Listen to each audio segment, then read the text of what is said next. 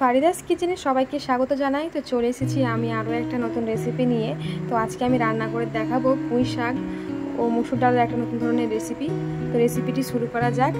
তো প্রথমে আমি গ্যাসের ওপর কড়াই বসিয়ে পুঁই শাকগুলোকে ভালোভাবে ধুয়ে কেটে নিয়েছি এবং পুঁই শাকগুলোকে কড়াইয়ের ওপর দিয়ে দিয়েছি। তারপরে কুচি করে কেটে রাখা দুটো পেঁয়াজ ও 100 গ্রাম মুসুর ডাল, পরিমাণ মতো লবণ ও হলুদ দিয়ে এবং পরিমাণ মতো তেল দিয়ে এটাকে আমি ভালোভাবে মাখিয়ে নেব।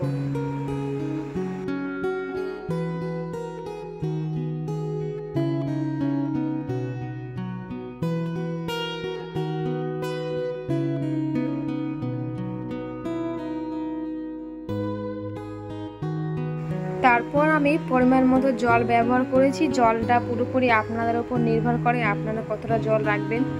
তারপরে আমি 5 মিনিটের জন্য ঢাকনা দিয়ে ঢেকে দিলাম।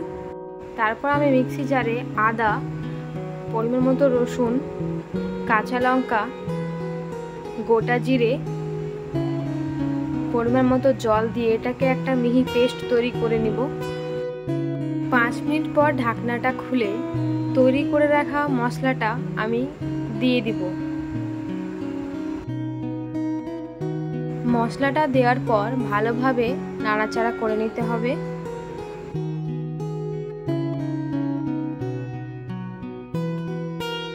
ঢাকনা দিয়ে ঢেকে দিব আবারও 5 মিনিটের জন্য। তারপর একটা বাটিতে দুটো ডিম ফাটিয়ে নিয়েছি এবং পরিমাণ মতো হলুদ ও লবণ দিয়ে ডিমটাকে ভালোভাবে মাখিয়ে নিব।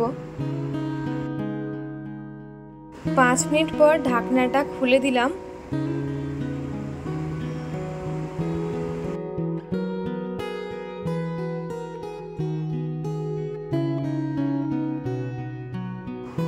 ডাল ও পুঁই শাকগুলো কিন্তু খুব ভালোভাবে সেদ্ধ হয়ে গিয়েছে। এরপর আমি এটাকে একটা গামলার মধ্যে ঢেলে নেব।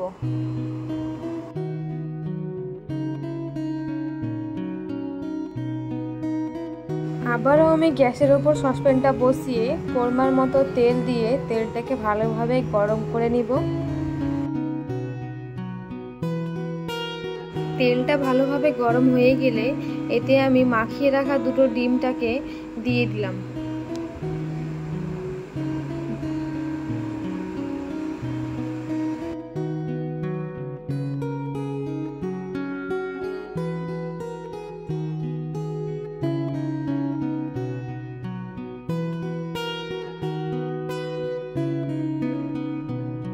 ডিমটাকে ঝুরি ঝুরি আকারে ভেজে নিব।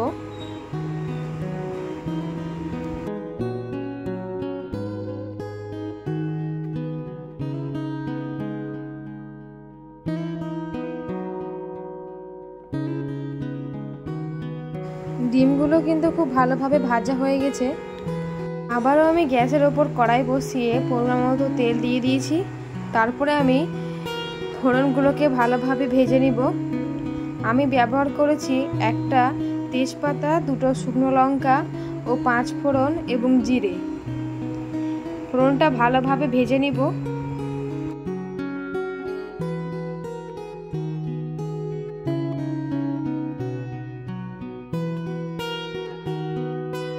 এবার সেদ্ধ করে রাখা ডালটাকে আমি দিয়ে দেব ফোড়নের ওপরে। ডালটা খুব সাবধানে দিতে হবে কিন্তু।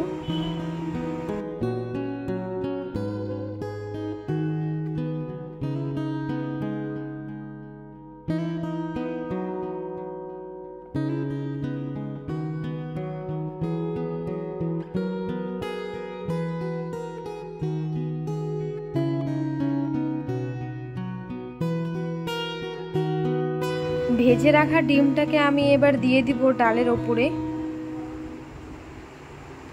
তারপর ডালটাকে ভালোভাবে নাড়াচাড়া করে আবার আমি 5 মিনিটের জন্য খোলা অবস্থায় ফুটিয়ে নেব।